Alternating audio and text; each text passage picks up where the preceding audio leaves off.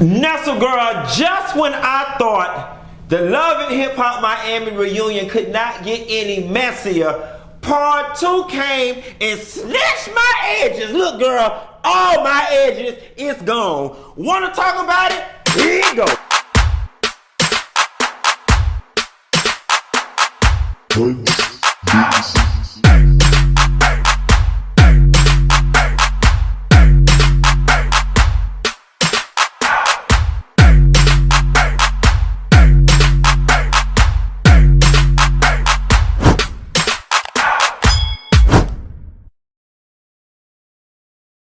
Nestle girl, did you get into part 2 of the Love and Hip Hop Miami reunion? Let me start out by saying season 3 of Love and Hip Hop Miami, y'all made up for how lackluster season 1 and 2 was. No tea, no shade. We ain't gonna talk about the past because y'all don't live there no more. I'm just glad that y'all finally got this train on the right track and it is running on time. Now listen, before we dive down in the reunion, I'm gonna have to get somebody together. And Trina, I don't want no hard feelings after I say what it is I got to say. But that bullshit that you pulled, that was some straight up spoiled bitch shit, okay? You got a job to do.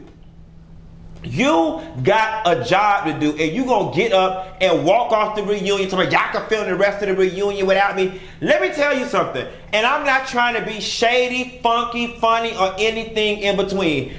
Trina, you are not that instrumental to what was going on, to the fact that the reunion couldn't have carried on without you as they did. Quiet as it's kept, by that portion of the reunion, all your stuff was over with anyway. You might as well have stayed in your car with the hell on about your business, because when you came back, there was nothing else left for you to talk about. So you really wasn't hurting no damn body. And another thing, it was extremely selfish of you what you did to Bobby and Joy, telling them to come on. And Bobby and Joy, y'all looked extremely spineless and brainless, okay?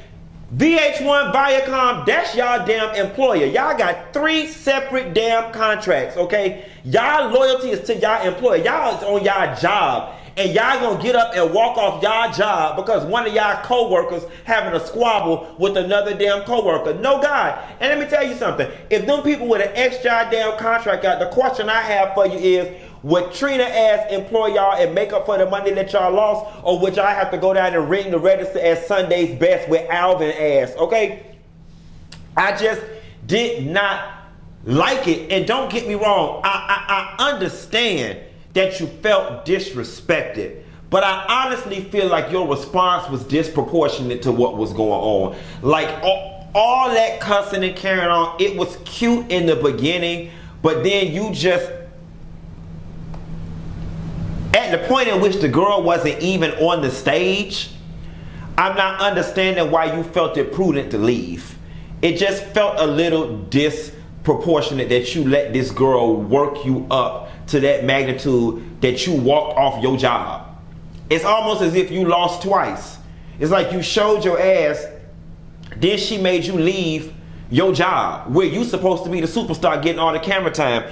I don't know, it left a bad taste in my mouth. Good thing Bobby was able to get her to come back for what it's worth. And the thing about it is, and this is the other thing too, then you put on all this pomp and circumstance, took your clothes off just to come back. Like at that point, baby, you were supposed to be fully committed. I'm fully committed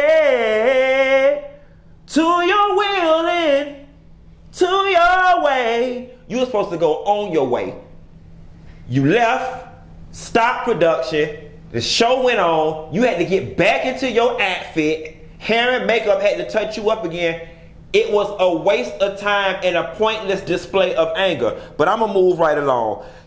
Shay and Suki. Then it moved on to Shay and Suki and they got to arguing. The only thing I got to say to Shay and Suki, both of y'all shut the fuck up. Y'all sitting there arguing about nothing. Like Kendall said, girl, move on. Y'all is sitting there arguing about nothing. And what I would hate to happen is two people who don't have a problem with each other develop a problem with each other for no damn reason. Y'all ain't got no reason to be arguing. Then we move on to the scene where Alvin had booked their ass in the Roach Motel and the white girl used the nigga word and Suki got upset. We finna take a moment and get a little deep right here. So I am one of those people who is just completely exhausted with the circular argument that is the N-word debate. We didn't find a solution or an answer to it in the 80s. We haven't found one in the 90s. We haven't found it in the first 10 years of the 2020 something, and it's 2020 now. And we have still gotten absolutely nowhere with this debate. Black people use it as a term of endearment. They say it in their music. Don't want white people to say it. White people want to feel like they should be able to say it. Some people say it's okay if they sing in a lyric. Some people feel like white people should alter their words. Here's what I've got to say about it. I'm going to start with white people first. I don't understand why so many white people are so fixated on pushing the argument as to why they can't use it. Of all the things that y'all can do in this country that people of color can't, y'all get told that y'all can't do one thing and you act like it's the end of the fucking world. I just don't understand why white people can't just give in and oblige the masses by saying we won't use the word and just simply accepting the fact that they can't use it. So that's how I feel on white people's perspective.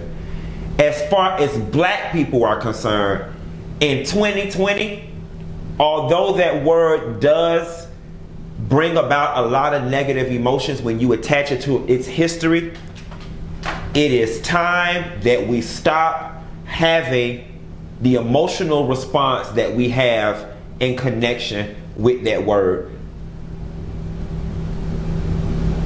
The way it triggered Suki, I wish we could grow to a place where we stop being triggered so easy by the word. Also, since the word brings about so much confusion on both sides of the aisle, I think it is time that we begin to phase that word out of our vocabulary and out of our music. And the thing about it is, from playing devil's advocate here, you want white people to show up to your shows, you want them to give you your money, you want them to know the lyrics to your song, you proud that they know the lyrics to your song, and you want them at your concerts to recite every lyric to your song except that word. It don't work like that. It don't work like that. It just doesn't. So my final statement about the whole thing is, I think it's time across the aisle that we all put the word to rest. That's just my 2 cents. You can take it or leave it. Moving right along. Brisco and Cello. I said this when Cello first stepped on the scene. I don't know this woman. I've never met her. I went to high school with British. His name British. Y'all know him as Brisco. I went to high school with Brisco. I love everything that is Cello. She is level-headed. She's classy. She's nice looking. She carries herself well. She's beautiful. She's articulate. I love everything about this girl. Matter of fact, I'm going to try to get an interview with Cello so we can find out what the fuck really going on. I'm going to try to get an interview with Cello. I love Cello. Now, I know I missed a couple episodes throughout the season. I am assuming that they did not air Brisco kissing Kamillion during the season because she would have already been privy to that and not as upset when she saw it. That was some shit, and it was heartbreaking for me because it lends itself to the fact that you're not serious. And I'm not understanding how you on camera, Brisco, with this woman telling her that you want to work it out, but then you kissing Kamillion on camera. Now, I'm not a fan of being deceitful, but it seemed to me that if you really wanted to get down with Kamillion, you should have did that shit on y'all own time, on y'all private time, after y'all punched out. Like, no woman likes to be made a fool out of and embarrassed. And you embarrassed this woman yet again. Then Kamillion didn't make it any better by saying we didn't use any protection and I think I might be pregnant. And it's like, God damn. And the other thing, Kamillion, And I'm not a fan of using abortion as a means of birth control, but it would seem to me to save yourself some embarrassment that you would have just took your ass down to the chop shop and been done with that and told the lady in the lake. That secret would have been between you and her. So now we got to figure out if you got a pooch, if you around here, well, you do got a little pooch, but we got to find out if you got a pooch because you full, because you was hungry, or if you got a pooch because you full, because you pregnant. You know what I'm saying? And it's just like, I felt so bad for Cello. Then on top of it, it feel like the real Brisco kind of popped out, right? Because after Cello was going off, a switch flipped, and Brisco started getting very aggressive with her, and then was talking in such a way, to be honest with you, Cello, he was talking in such a way like your ass ain't going nowhere. And Kendra asked the right question. I want to know, is you taking her back? People know what they could do to you. And the way he was like, man, we got some stuff to talk about. We gonna talk about it. We family at the end of the day. And true indeed, y'all got kids together. Y'all will for always be family. But that don't always mean y'all gonna be lovers. But the way Brisco came at it was like, you ain't going no damn where. And I don't know. I just do you? But don't settle for anything less than the way you want to be treated. And I give that advice to anybody. If you okay with it, then I'm okay with it. But if you not okay with it, then don't settle for any treatment less than what you feel you deserve. Trick's health. You know, Trick is funny. He's a jokester. But what I see is a lot of deflection from Trick when they start talking about his health. And I get it, and black people in particular, we got this thing about being treated like invalids and being treated like kids, and leave me the hell alone, I'm grown, I know what I'm doing. The only thing that I don't like about the black culture is when it comes to our health and when it comes to medicine, we are more prone to listen to the streets and our family friends than we are medical professionals. And here's the thing, right? I understand that doctors get it wrong sometimes. I also understand that there are some mistrust with Big Pharma. However, I am more willing to bet that the person who's been in school for 30 plus years obtaining an MD behind their name know more than Junebug or your cousin Beverly at the corner store. I don't take medical advice from non-medical professionals.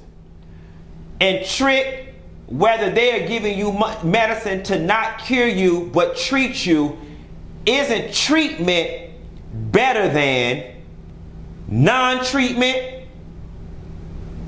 Just like there's no cure as of now for HIV and AIDS, but they have found treatment that give these people a long-lasting, full scope of life.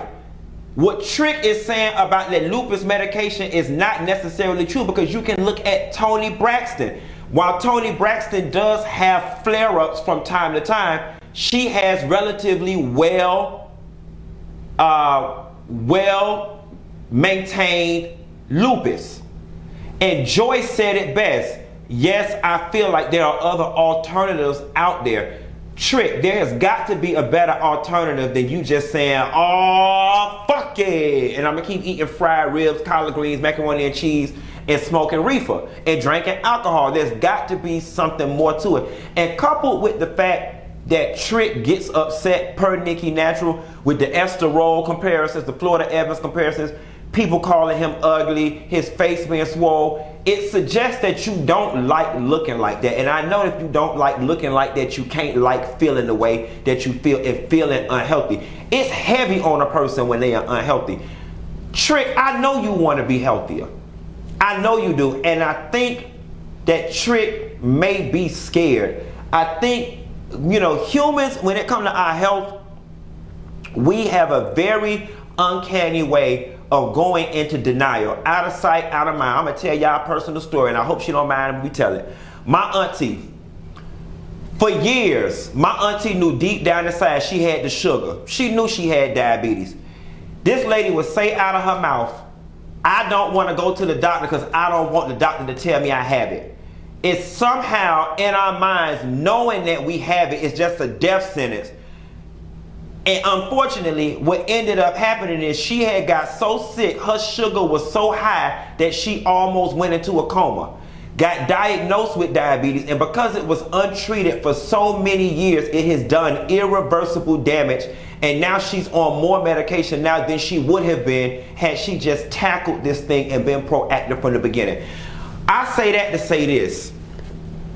Trick, they got enough pharmaceuticals out here, enough doctors out here, with you being a celebrity, enough holistic care professionals out there who would love to treat you for a little of nothing because it would be great marketing for their business. If you don't want to take the medicinal route, take the holistic route. But brother, you got to do better with your health. When you look at Trick frame, Trick is a small frame guy with all that stomach. That's unhealthy right there. And then his face it's swollen for whatever reason. That's indicative of him being unhealthy. And I do want Trick to get his health on board and stop deflecting with the jokes, because Trick love the kids and the kids love Trick. Now what the fuck y'all need to cut out is this whole narrative with Joy and Trick getting back together. Everybody in goddamn Miami know Joy ass don't move the fuck on, and like Trina said, y'all do better as best friends. I love y'all as friends. Y'all do love each other. Y'all will always love each other. Y'all are family. But just because y'all love each other don't mean y'all have to be lovers. And I think so many times we miss out on being able to enjoy the fullness of somebody, thinking that because we had a romantic relationship once, that's the only level of relation we can have. No, God, it could be possible that God brought that man in your life to be your best friend and nothing more than that. Don't skew God's plan listening to these folks right here. If y'all are in a great space being friends and you can be vulnerable and intimate with this man from a mental and emotional place, then don't fuck it up trying to be his lover and his secretary, working every day of the week down at Sunday's Best, competing with Alvin for cashiering shifts. No, God, Joy, step into the light, Kara Ann, and I'm going to leave you with a Madam C.J. Walker quote. Don't never go back to what broke you. It didn't work for a reason. Leave it alone. Listen to what the universe is trying to tell you. Maybe we should just be friends, if you get my drift. Hang if you can hang. No pain, no gain. In order to get, I ain't even gonna do it to y'all because y'all been complaining about my musical interludes, but Betty Wright Unsung was on. Since we talking about Liberty City 15 Ave Poke and Bean projects, you know what I'm saying? It was fitting. Hood Brat. I love the segment with Hood Brat. When they came back from her package, she was crying about her sister's children that her older sister is watching, and I completely identify with what Hood Brat is saying. All us can't be doing bad.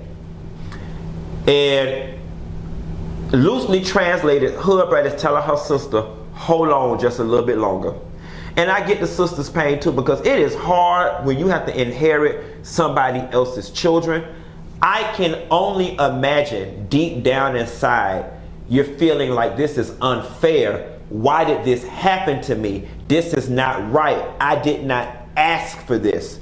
It's hard enough out here struggling in Miami with this high ass cost of living, this high ass rent, taking care of your own kids, yet alone inheriting two of somebody else's kids. Now we on this quarantine. These kids used to eat 2 meals a day outside the house. That's a whole lot of fucking food feeding all them kids 3 square meals. Listen, I know people with 4 or 5 kids going through $500 worth of groceries every 2 weeks trying to feed their asses.